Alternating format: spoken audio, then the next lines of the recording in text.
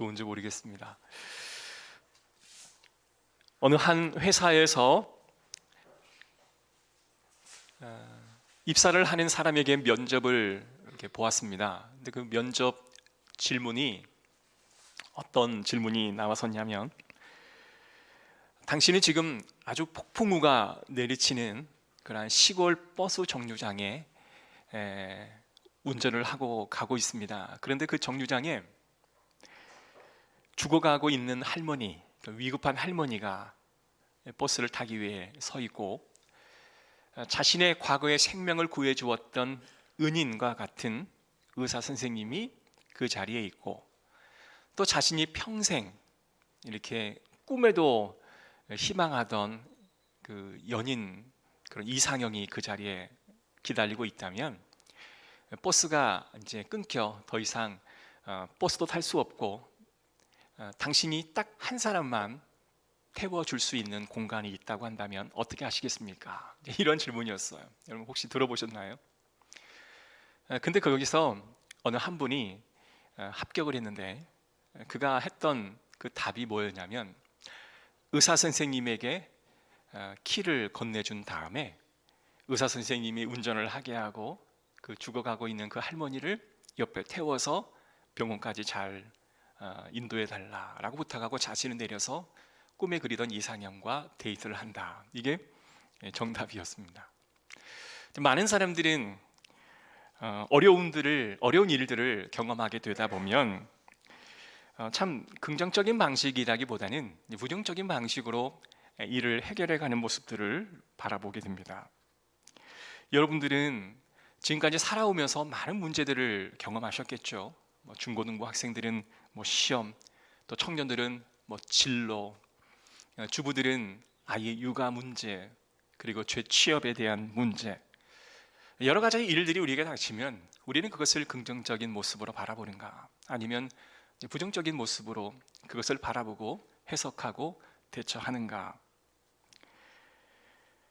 일본의 신실한 크리스찬이었던 우찌무라 관조가 이런 이야기를 했습니다. 우리가 예수 그리스도를 믿는 이유는 산을 피해가기 위해서 믿는 게 아니라 산을 오르는 방법을 배우기 위해서 우리는 예수 그리스도를 믿는다라고 이야기합니다. 이 우찌무라 간조가 했던 이야기의 핵심은 신앙의 전체를 말하는 것보다는 신앙생활의 일부분의 모습을 말하고 있는데요, 어떤 문제가 내게 닥치면 그 문제를 돌파하여 뚫고 지나갈 수 있는 힘이 당신에게는 있는가라는 그 질문이었습니다.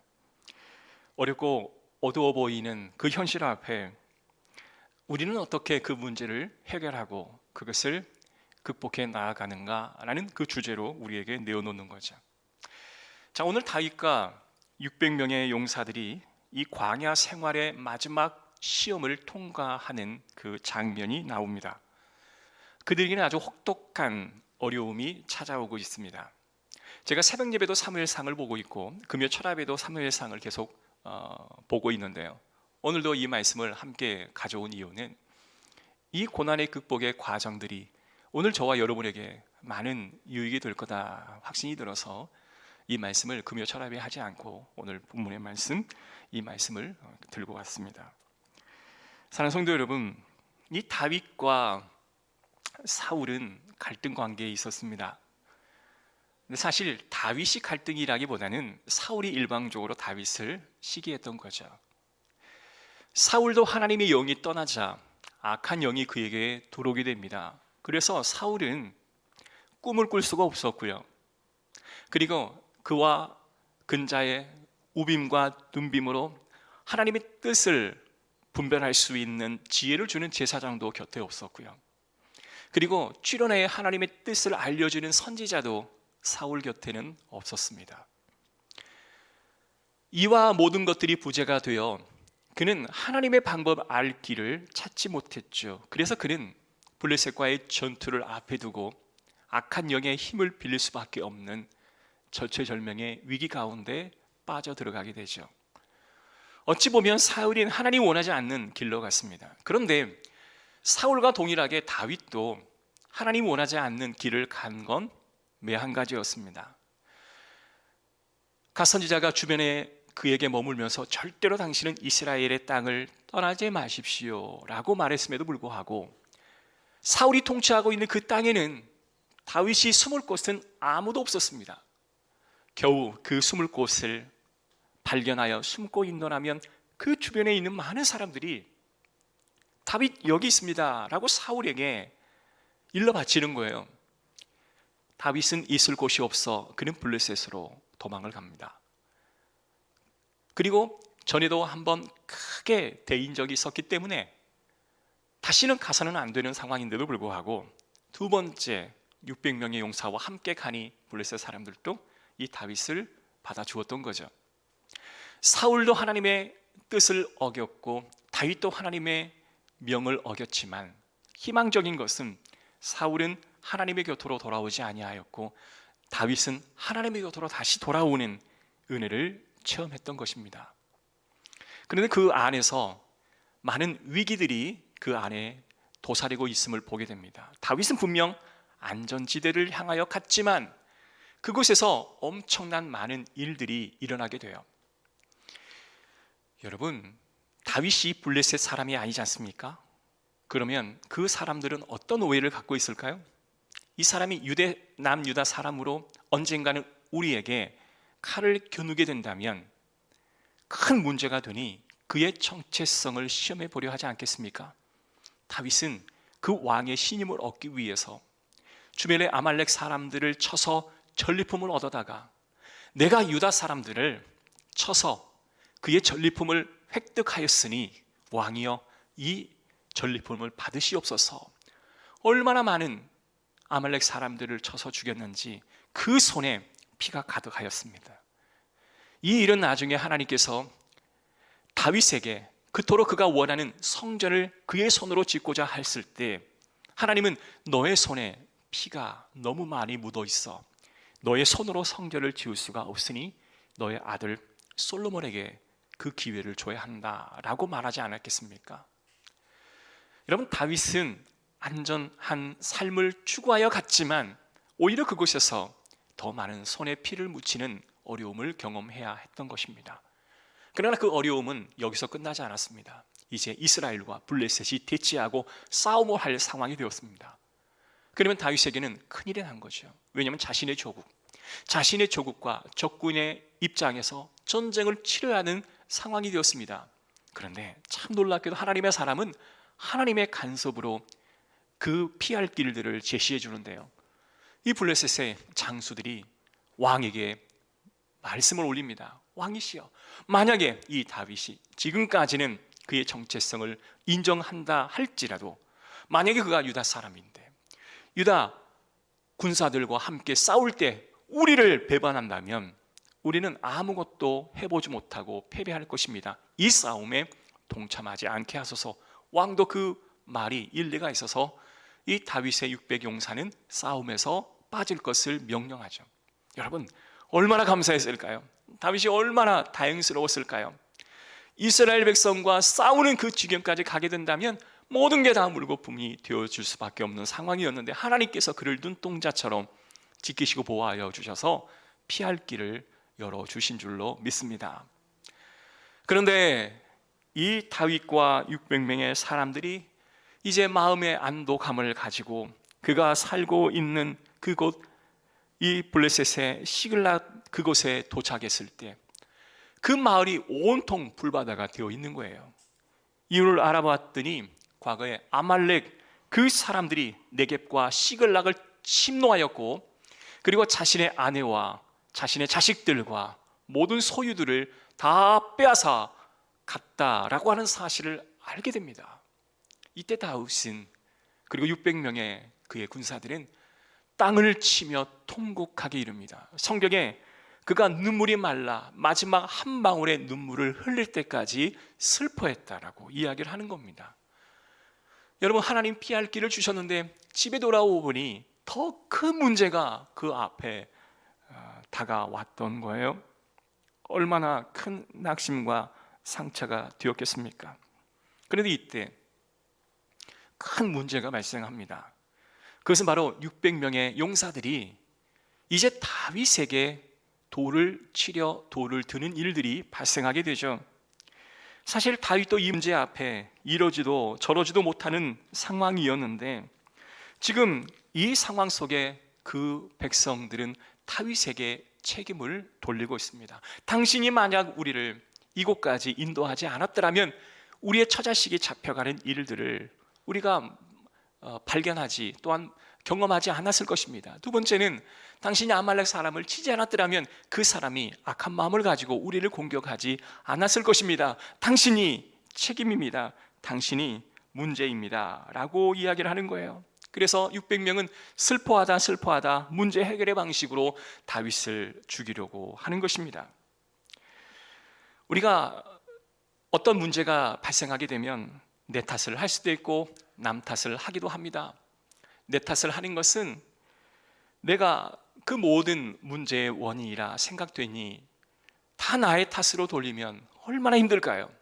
그래서 우울증도 걸리게 되고 사람을 기피하기도 되고 그리고 어려운 삶을 살아가게 됩니다. 남 탓을 하는 것도 똑같죠. 내게 책임을 돌리면 너무 힘드니 그 원인을 타인에게 돌려서 그 문제의 어려움을 조금 넘어가 보려고 하는 마음이 있을 것입니다. 그러나 남 탓하는 것도 문제예요. 내 탓하는 것도 문제예요. 그 상황을 현실로 직시하며 이런 일이 내 삶 가운데 일어났구나.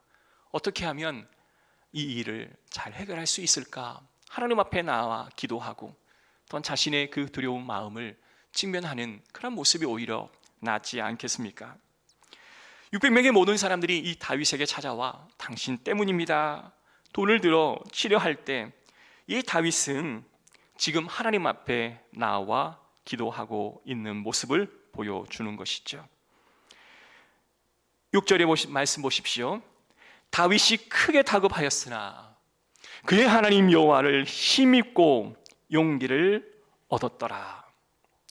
여러분, 우리가 볼 때 이 600명의 사람들의 마음을 충분히 이해할 수 있을 것 같습니다.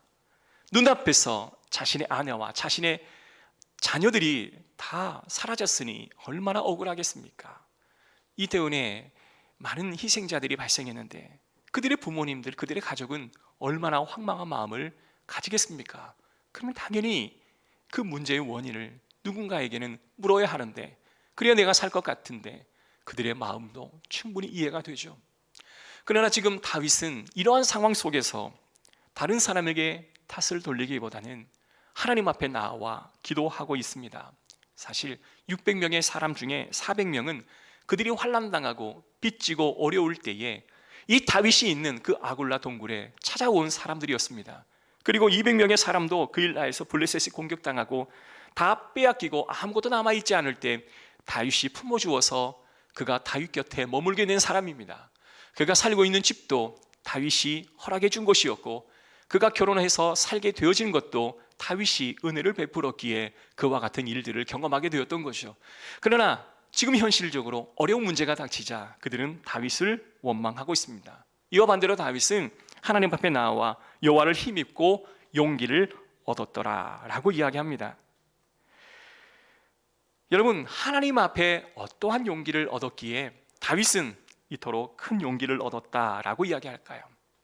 여러분, 다윗의 피난 세월이 거의 10년이라고 한다면 사실 8년 반의 세월이 이미 지나가 버렸습니다. 나머지 1년 한 4개월 정도를 이 블레셋 땅에 거주하게 되어지는데, 이 땅에 살면서 그들은 마지막 지금 문제를 하나님 앞에 테스트를 받고 있는 상황이에요. 이 마지막 테스트를 잘 시험을 보고 넘어간다면 그는 영광스러운 왕이 될 것이고, 이 테스트를 제대로 통과하지 못한다면 그도 여전히 실패자의 모습으로 남겠죠. 그러나 다윗은 이러한 상황에서 그의 마음의 심경을 고백합니다. 시편 3편 6절에 보면 천만인이 나를 애워싸 진친다 하여도 나는 두려워하지 아니하리로다. 다윗이 현실의 어려움이 그에게 찾아온다 할지라도 나는 두려워하거나 어려워하지 아니하고 오히려 하나님 앞에 나와 그가 주시는 용기와 힘을 얻고 내가 나아가리라 라고 생각했던 것이죠. 여러분, 이 위기를 어떻게 이 다윗은 지혜롭게 넘어갈 수 있었을까? 한번 살펴보기로 원해요. 다윗은 제사장 나달에게 에봇을 가져오라 했습니다. 사울에게는 에봇이 없었지만 다윗에게는 제사장 나달을 통해 에봇을 가지고 하나님의 뜻이 무엇인지를 알기를 바랬던 거예요. 제사장의 옷 가운데 담겨 있는 우빔과 둠빔을 가지고 하나님이 지금 무엇을 원하시는지 다윗이 알기를 원했습니다. 그리고 그것을 붙들고 무릎 꿇고 하나님 앞에 기도합니다. 8절, 다윗이 여호와께 묻자와 이르되 내가 이 군대를 추격하면 따라잡겠나이까 하니 여호와께서 그에게 대답하시되 그를 쫓아가라. 내가 반드시 따라잡고 도로 찾으리라. 아멘. 긴급한 상황, 다급한 상황에 지금 돌에 맞을 위기에 처해 있는 다윗이 하나님과의 대화를 시도하고 있습니다. 하나님께서 위기의 다윗과 그의 600명의 군사들 앞에 너희는 지금 그 아말렉 군사를 뒤쫓아가라. 너희가 쫓을 때 그들을 잡을 수 있을 것이고 그들의 손에서 너의 처자식과 모든 것들을 되찾아 올 것이다 라고 하나님이 응답을 해주셨던 거죠. 정신 차린 이 다윗이 하나님 앞에 기도하고 하나님의 응답을 받자 그 응답받은 내용을 600명의 사람들에게 공유합니다.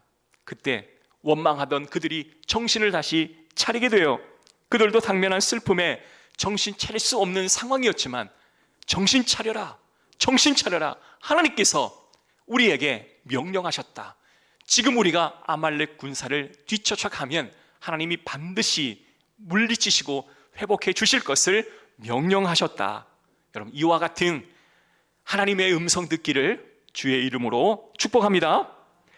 9절의 말씀 보십시오. 이에 다윗과 또 그와 함께한 600명이 가서 부솔 시내에 이르러 뒤떨어진 자를 거기 머물게 했으되 곧 피곤하여 부솔 시내를 건너지 못하는 200명을 머물게 했고 다윗은 400명을 거느리고 쫓아가느니라.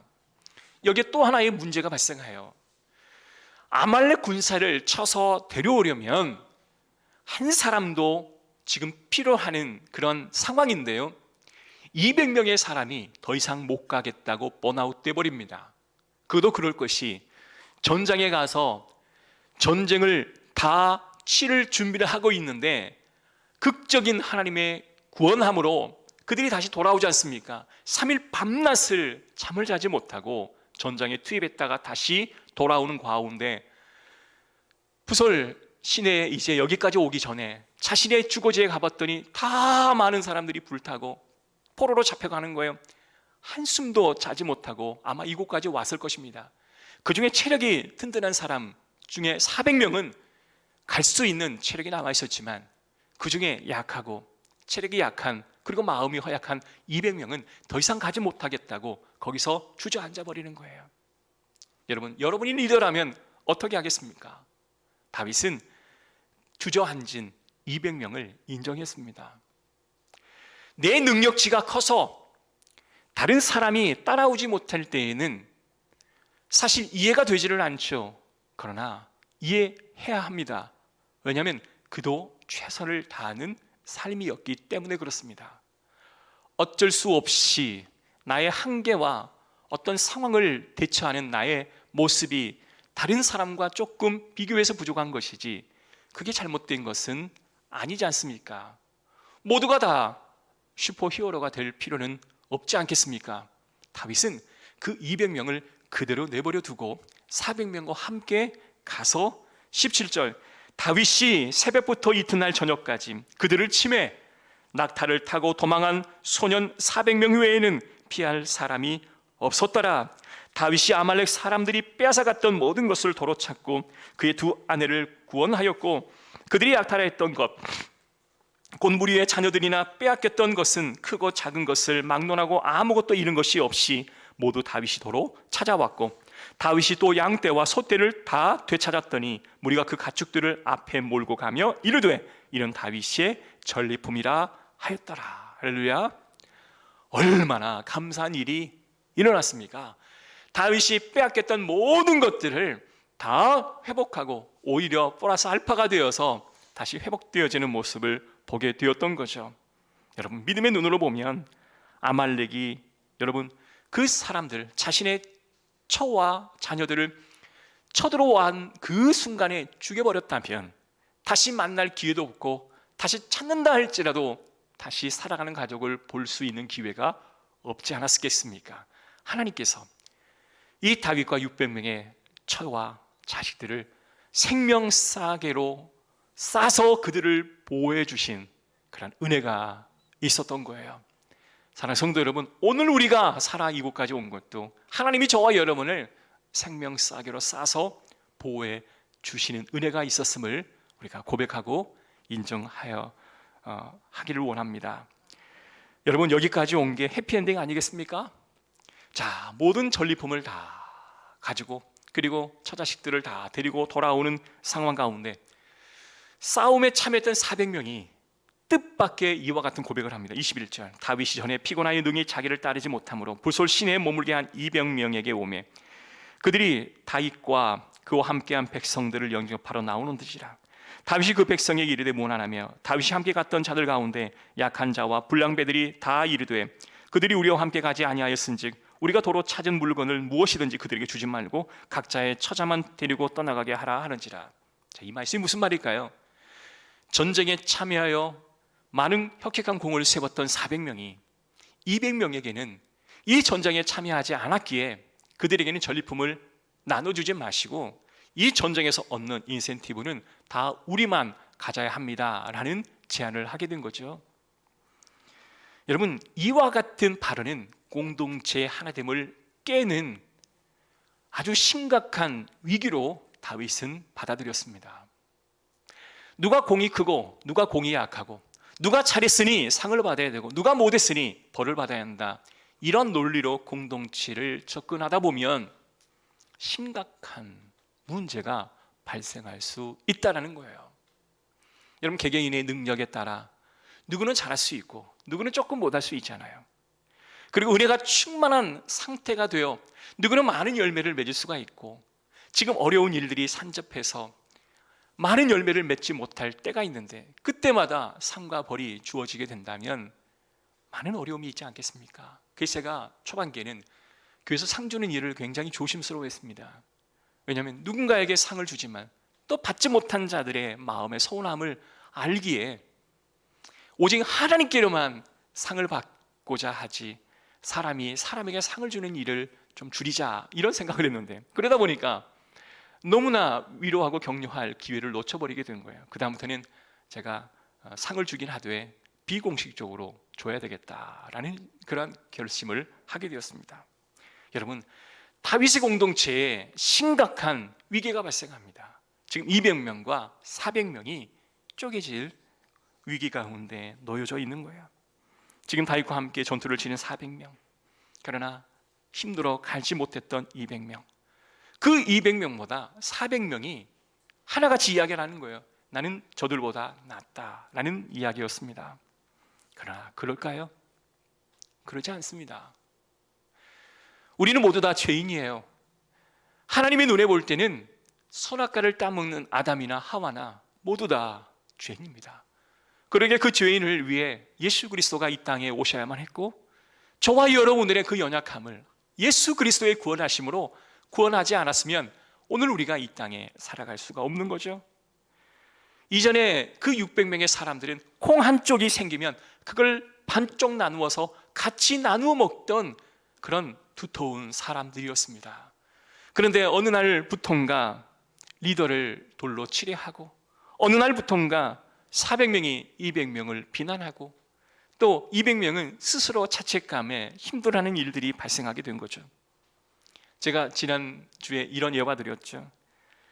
똑같은 물에 당근과 계란과 커피를 넣을 때 그것이 100도로 끓을 때 당근은 아주 무뎌지고 계란은 액체에서 고체로 딱딱해지고 그리고 커피는 향기를 바란다. 누군가는 어려운 일들을 경험할 때 그냥 무뎌져 버리는 사람이 있음과 동시에 어떤 사람은 더 강팍해지는 사람이 있지만 또 어떤 사람은 그 어려운 가운데도 향기를 바라는 사람이 있던 것을 봅니다. 그래서 제가 그랬죠. 향기를 바라는 저와 여러분이 됩시다. 그런 말씀을 드렸던 기억이 납니다. 여러분, 용광로 안에 들어가 보면 아무리 강한 강철이라 할지라도 다 녹아질 수밖에 없지 않겠습니까? 다윗이 이때 형제를 부르면서 용서를 구합니다. 여러분, 다윗은 이 큰 용서를 그 공동체 안에 적용하기를 원했습니다. 다윗은 한 가지 원칙이 있었습니다. 바로 자비의 원칙이었습니다. 여러분, 이 자비의 원칙은 리더가 가져야 할 가장 큰 덕목 중에 하나이지 않겠습니까? 우리 임직자 교육을 할 때 제가 늘 강조하는 것들이 바로 그러한 부분들입니다. 우리는 다 개인의 능력치가 다르지만 내가 가치가 높고 내가 에너지가 넘치면 나보다 못한 사람들을 자꾸 독려하고 나중에는 상처를 주겠죠. 여러분, 그러나 그렇게 따라오지 못하는 사람도 어쩔 수 없는 상태가 아니겠습니까? 그것을 자비의 원칙으로 대해야 하지 않겠습니까? 분명 성취욕이 강하고 높은 이상을 가진 사람들은 더 많은 것을 쟁취하고 더 많은 것을 이루어 놓기 마련입니다. 그러나 시간이 좀 더 걸린다 뿐이지 분명 하나님이 교회의 주인 되어 주시고 하나님이 그 일을 맡아 주관하신다면 하나님께서 결국 일을 해 나가실 줄로 믿습니다. 그러나 우리에게 할당된 건 뭘까요? 하나님이 가라 했을 때 가서 전투하고 싸우는 몫은 바로 우리의 몫으로 하나님이 남겨주신 것이 아니겠습니까? 사랑하는 성도 여러분, 지금 이스라엘 백성들 가운데 다윗을 하나님 왕으로 선정하기를 원하셨습니다. 10년의 피난 세월 동안 이제 그 10년이 거의 다 지나간 상황입니다. 그리고 마지막 그에게 시험으로 관계의 시험을 그에게 던져주고 있습니다. 모든 사람들은 원망하고 남 탓하여 그 자리에 쓰러지고 좌절하고 넘어졌으나 다윗은 그러한 중에도 하나님 앞에 나와 기도함으로 넉넉히 그 시험을 이겨냈던 것이죠. 여러분, 지금 중간고사 기간입니다. 우리 마집사님도 시험 잘 보셨을 거라고 믿고 또 우리 입사 시험을 또 준비하는 분도 있고요. 저도 지난주에 작은 시험 하나를 제가 치루었습니다. 근데 그 시험은요 80점 이상만 맞으면 되는 거예요. 저는 99점 맞지 않았습니다. 그냥 딱 중간 맞았습니다. 90점 맞으니 되더라고요. 누구는 99점 맞아 합격한 사람도 있고 누구는 81점 맞아 합격한 사람도 있어요. 여러분, 그 안에서 누가 몇 점 맞았느니 누가 몇 점 맞았느니 싸울 필요 없지 않습니까? 합격하면 되는 게 아니겠습니까? 때는 합격하지 못한 사람도 끌어와서 같이 살아가면 되지 않겠습니까? 시글락에서 600명의 모든 사람들이 당면한 그 어려운 과제들, 그러나 오늘 다윗을 통하여 하나님께서 그 광야 시험의 마지막을 통과하게 하여 주신 하나님, 오늘 저와 여러분 가운데도 그 시험 잘 통과하기를 주님이 기다리고 계실 줄로 믿습니다. 마지막 시험 과목이 공동체 훈련이었습니다. 나에게 나 스스로를 점수 매기기는 어렵습니다. 그러나 타인을 점수 매기기는 쉽습니다. 왜냐하면 타인은 잘 보이기 때문에, 그러나 나를 잘 볼 수 없기 때문에 우리는 자신을 점수를 매기기를 어려워하죠. 여러분, 한번 매겨보십시오. 우리의 가정생활에 점수는 과연 몇 점 줄 수 있겠습니까? 직장에서 여러분은 몇 점 정도 스스로에게 줄 수 있겠습니까? 교회에서는 여러분 스스로에게 몇 점 정도 줄 수 있겠습니까? 600명도 자신의 공로가 아니라 다윗과 함께하여 그 자비의 원칙을 함께 나눌 때에 하나님은 그들을 한꺼번에 구원하셨던 것처럼 오늘 끌고 끌려가고 때로는 도와주고 도움을 주고 때로는 빌드업 시키기 위해 격려하고 또 격려를 받고 이와 같은 것들이 서로 톱니바퀴를 이뤄간다면 하나님께서는 우리 공동체에 큰 은혜를 주실 줄로 믿습니다. 제가 늘 말하죠. 모든 사람들이 어려움을 당면하면 어떤 사람은 도망가기도 하고 어떤 사람은 맞서 싸우기도 하고 어떤 사람은 그냥 멍한 채 서 있는 사람도 있는 거죠. 그러나 결코 도망가지는 않기를 주의 이름으로 축복합니다. 맞서 그 안에 머물다가 함께 싸우더라도 그곳에서 함께 은혜를 나누는 그런 역사가 있었으면 좋겠습니다. 그러다 보면 시간이 지나다 보면 모든 게 다 봉합되어지고 모든 게 다 해결이 되어지는 것이 아니겠습니까? 그런 은혜가 저와 여러분 가운데 있고 오늘 하루도 승리하시고 이번 한 주도 승리하는 저와 여러분 되시기를 주의 이름으로 축복합니다. 기도하겠습니다. 하나님, 우리 인생이 큰 시험 앞에 얼마나 다급할까요? 어떤 사람은 다급하기에 그 문제의 원인을 찾으려 노력하고 때론 내 탓으로 남 탓으로 돌리기도 합니다. 그러나 다윗은 하나님 면전에 나아가 하나님께 기도하였습니다. 그리고 자비의 원칙을 세우고 그 방향으로 일관되게 나아갔습니다. 그럴 때 하나님께서는 그 공동체를 다시 세워주셨고 회복시켜 주셨고, 고통과 어려움을 딛고 내가 이러한 존재였구나, 내가 이러한 모습을 가지고 있었구나 스스로 볼 수 있는 기회도 허락해 주셨습니다. 결과적으로는 모든 것을 다시 회복했고 플러스 알파를 회복할 수 있었지만 그 과정은 분명 어려웠습니다. 하나님 어려울 때 도망가지 않게 하시고 어려울 때 회피하지 않도록 인도하여 주시고 내 모습을 바로 보고 나올 수 있는 은총을 허락하여 주옵소서. 부족하면 조금 나은 사람이 끌어가 주게 하시고, 내가 나은 사람이었다가도 어떤 환경에 처해서 내가 힘들면 나보다 좀 더 에너지가 남아있는 사람이 그 사람을 이끌어준다면 공동체가 톱니바퀴를 맞물려 나아가듯 회복하고 나아가지 않겠습니까? 하나님, 우리 공동체가 그런 교회가 되게 하여 주시고 우리 모든 성도들이 그러한 성도들이 되게 하옵소서. 예수 그리스도의 이름으로 기도합니다. 아멘.